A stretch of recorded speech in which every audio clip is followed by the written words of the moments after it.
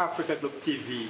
I'm very glad today to meet a young American entrepreneur, founder of the company named Pascal Home Services LLC. Dear Pascal, you are my special guest. Welcome to AfricaGlobe TV. You are Senegalese, American, and Gambian, even if you don't speak French yet. Anyway, it's a great pleasure to meet you and to talk about US election in this special interview in English. My real first, I must admit it. First of all, I want you to introduce yourself a little more to our web surfers. Pascal. Okay. Thank you very much. Thank you, AfricaGlobe TV. Thank you for having me on. First of all, my name is Pascal Nzally. I'm originally from Gambia, born and raised, a Senegalese background and American background as well. Currently in Dakar, been here for a while, and I'm an entrepreneur, and I have a company back home called Pascal Home Service, as you mentioned. And yes, sir, that's about it.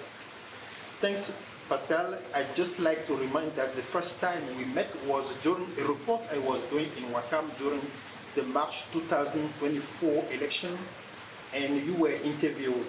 Since then, we've kept in touch, and as you spoke about the situation in Senegal some months ago, I wanted you to talk about the situation in your other country, the United States of America.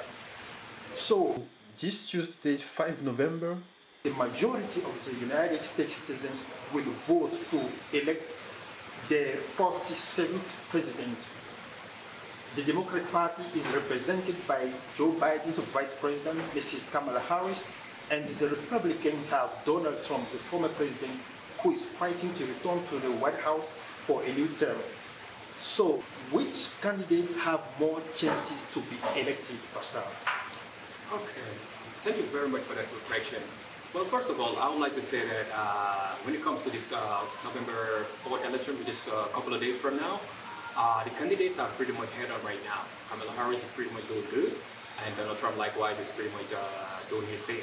So the most outstanding candidate currently right now, in my own opinion, I would say is Donald Trump, who is representing the Republican Party. Donald Trump, in my own opinion, has a better chance of winning this election, or he's standing a better chance. Even though Kamala Haris is representing the Democratic Party, and indeed they're in a good position because they're still in the White House, and they have majority of the people, especially the blue states, behind their back. But when it comes to the Republican Party, they stand a chance because Donald Trump was in office and served only one term, and he was trying to finish up his second term because he wasn't given the opportunity to finish up his first term. And the reason being is because of most of the policies that he was implementing when he came into office, by changing things that most Americans feel like it was the right way to go. He feel like anti-war. He wasn't into war. He was more into partnering with other nations and trying to play the fair game, pay your dues. So I think most Americans that were in charge, especially the elite, they feel like that was one of their agendas, and I think that's why they cut this term short. But he's coming around and he's coming back, and with the Republican Party standing next to him, I think he stands a chance, big chance, because Americans are pretty much looking for a change right now, and he's the man for the change. Indeed. Okay, has the President Joe Biden's late decision to drop out to damage the Democratic Party's chances of having a candidate who might perform better than Kamala Haris? Yes, indeed. It has its pros in Africa as well, because being a president leading the party, or the Democratic Party for this long, and wait till the final part of it and decided to step aside and let another candidate take over is not a bad thing, because most Americans have lost faith in Joe Biden's ability to run the nation. So I think it was a good idea for him to find a good, suitable candidate that could replace him, and Kamala Harris ended up being the pick. But that just indicates that the Democratic Party are not in a good strength or in a good position to be able to win, because Kamala Harris is not a bad candidate, but she came from the woodworks, meaning she just came out from being the first female vice president of the United States and a person of color for that matter. And working with this administration, she's proud of the problem and the policies that they've been implemented. And for her too, she has a lot to prove because she's been working against most of the ideas and things that Americans feel like they should be prioritized. So for them, they're more of like liberalizing things and working on their own agendas. That works for America, but against America at the same time. Looking at the Republican Party, when it comes to this situation, it seems like they have the upper hand because they have a very solid candidate who was a former president, who was unfortunately cut short in his first term, who was supposed to be there, but because of his policies and the agendas that he was implying to, he wasn't given the opportunity. The big hands decided to put him on the side. But he started another chance because Americans are rallying behind him because of his rhetoric about immigration, about race, about work, about geopolitical wars and stuff like that. So he speaks what Americans are really, he talks that America really want to hear right now, and I'm hoping that he'll be there to be able to deliver. But right now, when it comes to the geopolitical situation, not geopolitical, but the political situation in America, I think he's in a better chance to be at the presidency and finish his second term as a former president. There are a lot of legal cases against Donald Trump. For months, he's been asked to answer to judges, but he cries out that Joe Biden's administration is manipulating the justice system. Whereas from the outside America, people have a good image of the American justice system, which has a certain independence because unlike in many countries around the world, judges are elected and not appointed by the president. So do you think there's any truth to Trump attacks on the American justice system? Indeed, there's some truth to it, because you have to understand that Trump is one of the first sitting president or ex-president, former president that been to the White House, have been taken to trial. There was previous president that have been taken to court for. What's your overall view of the campaign? Are the promises achievable? Indeed, most of the promises that they say that it could be achieved if they have the will to push it through. Because America, as a democracy, is a very democratic country. When they say they're going to do something, they will do it. But the way things are going, with all the policies on all the issues on the ground, it will be very difficult for one administration to say to the other administration, I could do a better job, because there's a lot of work that needs to be done. But the promises are achievable. They're really achievable, but I doubt it. About abortion, for Kamala Haris, for immigration, Trump? Regarding abortion, when it comes to Kamala Haris, that's a very big debate. That's called Roe against Wade in America. It has been there since a long time because they feel like the judiciary or the law said that women have the right on their body, their choice. And that's been a debate for a long time. But at the same time, as a nation that is free and have free will and free stuff, I think if you look at it from the point of view, yeah, why not? But in terms of moral compass, it's not something that it should be tolerated, because abortion too should be looked into. I'm not in a position to decide whether people should be doing abortion or they should not. But I think when it comes to abortion, I think it should take a little bit of cross-examination and feel like if you get pregnant as a female and you decided to go that route, it should be a life-threatening situation, not something that you just choose to do because you don't want the baby.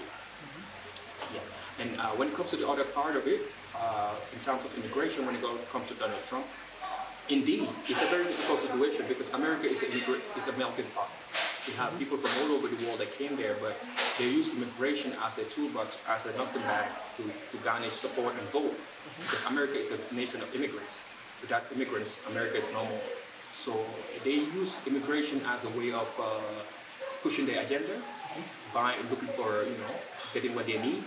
But I think when it comes to the immigration issue, I think America needs more immigration than they're willing to admit, because America is founded and it's based on immigration, and that's our culture, and it has been, and it should be. But with the modern world and modern time we live in, so I think they always use that as a toolbox to try to garner votes. But I think the way Donald Trump handled the immigration policy by right, if it is by American constitutional law, it should be, because people are supposed to be in the country legally. They should enter the country legally, but at the same time they should give the immigrants the rights, not only the privilege or the rights, but the right chances and opportunity so that they can prevail in the United States. Immigration, Pascal. Right. That's what's galvanizing Trump campaign. But seriously, don't you think that immigration is better for the American economy? Indeed, it's very vital, very, very vital indeed, because without immigration, America cannot move forward, because it's a country of immigrants. Everybody in America came from somewhere. So as Americans are going towards the goal, most of the Donald Trump, when it comes to his immigration policy, I think he's using it as a tool to gain his way, to earn voters through a certain demographic that feel like the immigrant community are the one taking their jobs, or the immigrant community are the reason why their standard of living, or the immigrant community are the reason why there's crime or other stuff that is happening in America, which has some of its truth to it, but that's not all of it. Because without those immigration, America kind of move forward. Because immigration is very, very important in America. Immigration has changed America, has made America for what it is right now. So Donald Trump using that rhetoric as a way of saying that the immigrants are the bad people or we don't need immigrants, it's just a pretense. It's just a story. Yeah.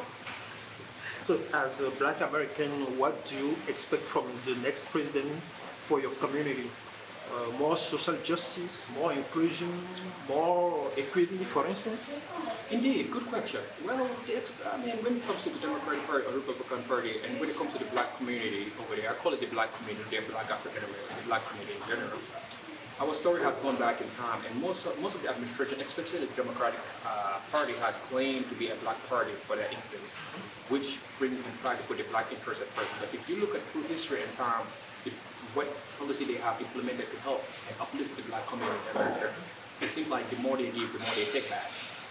Okay. So right now in America, the Black community are suffering from lack of, like you said, justice, equality, inclusivity. All of this that you mentioned is there, but it's still a fight for that. And with a nation like that, I think still fighting for or thinking about it. It's not fair when you're talking about it should be, you know. So what we're expecting from this both administration, not from the Democratic Party and Republican, I'm not expecting a lot from that, unfortunately, when it comes to the Black community. Yeah. What do you think will be the outcome of the ongoing wars in the world? Israel-Palestine on the one hand, and Russia-Ukraine on the other. If Donald Trump is re-elected, because he claims that if he had been in the power, there would have been no October 7th, 2003 attacks in Israel, or that he will stop the Russia-Ukraine war in just one day? Indeed, indeed. Very good question. Well, when it comes to that part, geopolitical, Donald Trump has mentioned it, and I would say yes, he could do it because he has shown in his first term when he served just one time that he was anti-war, anti-corruption, and he was trying to put things together. So I don't know, time has changed, but I believe too, if you give him the opportunity and the chance, he could make a difference because he did it and showed it. I remember him going to North Korea once when he was became the first American president to go to North Korea to visit, and that shows a lot of commitment from a leader of the United States to go to a country like North Korea to peace and bring peace and stability. So with that, I would say yeah, if he was in office, they could have the provision of war between Russia and Ukraine, or even this October 27th attack that happened between Palestine and Israel. There could have been a chance for that. And him saying, but it can know a good news for the Palestinians. Indeed, it's a good news and a bad news at the same time because it's too late for the Palestinians as we speak right now. Unfortunately, I'm sorry to say that because we have gone to a point of no return because Israel and Palestine have been in conflict for many generations. But no, a good news for Ukraine too. Not Ukraine actually, because Ukraine already Ukraine's on a threat actually. And Western countries in general. In general, because actually, as we speak, the Western countries are struggling. I mean, they're on a decline, path. And that's why you see all these wars are happening. There's a reason why it happened. There's somebody putting the string behind the scenes. So they needed these wars just to push their agendas up front. Because Russia, for instance, the Russian-Ukraine war is not something that just happened overnight. Because Russia has been telling NATO, especially the Western countries, especially the United States for that matter, that we don't need you guys to move eastwards to us. We don't want you guys in our border. They've been warning them for many times, but for some reason, it seems like, it's fell on deaf ear. America feel like, we're the big dogs, we can do whatever we want to do. So they decided to, provoke Russia through Ukraine, and, Russia replied. So that's the situation we have right now going on. And when it comes to the October 27th attack on Palestine, Israel, I think, is just another pretext to get a war, because Israel needed the war more than Palestine, even though Palestine attacked first. It's an opportunity for them to take this opportunity to finish up what they have started and take the opportunity on the world stage to say that, you know what, we've been attacked and we need to defend ourselves. which is fine. Every nation should defend themselves and defend their people, but that doesn't negate the fact that you have to go and kill 43,000 people after, you know, that attack. Yeah. So, yeah. So, Pascal, thank you again to have accepted to share your opinion about that topic, about US and geopolitics of Middle East. Yeah. Thank you again. You are welcome.